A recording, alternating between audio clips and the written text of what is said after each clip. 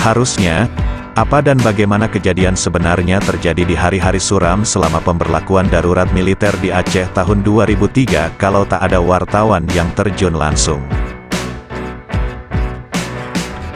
Mungkin kita mengira semua berjalan teratur dan baik-baik saja.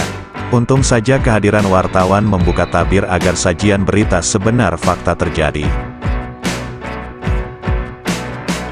Darurat militer di Aceh ditetapkan melalui keputusan resmi Presiden Megawati melalui Kepres nomor 28 tahun 2003 yang mulai diberlakukan pada tanggal 19 Mei tahun 2003 hingga 6 bulan ke depan. TNI mengikut sertakan puluhan wartawan nasional yang sebelumnya dilatih pengetahuan dan pelatihan dasar militer di Pusat Latihan TNI Sanggabuana, Karawang, Jawa Barat. TNI sepertinya ingin mencontoh tentara Amerika Serikat, AS, dengan melibatkan wartawan saat menyerang Irak, agar saluran informasi kepada masyarakat sesuai kehendak sendiri.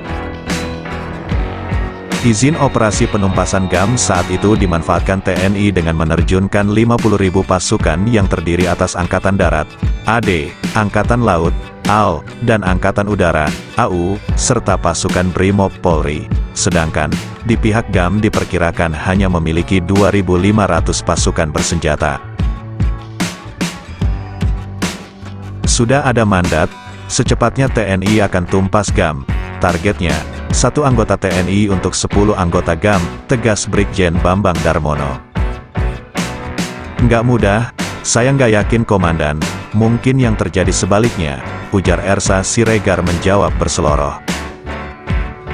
Ersa Siregar adalah wartawan RCTI yang kegiatan meliput perang di Aceh selama darurat militer penuh perjuangan untuk memberi informasi sebenarnya kepada masyarakat.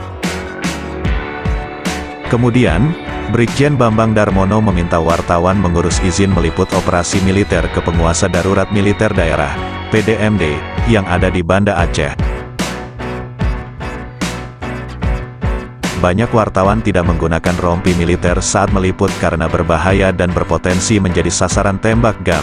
Terima kasih kepada rekan wartawan yang bertugas mulia. Salam damai selalu dari Aceh.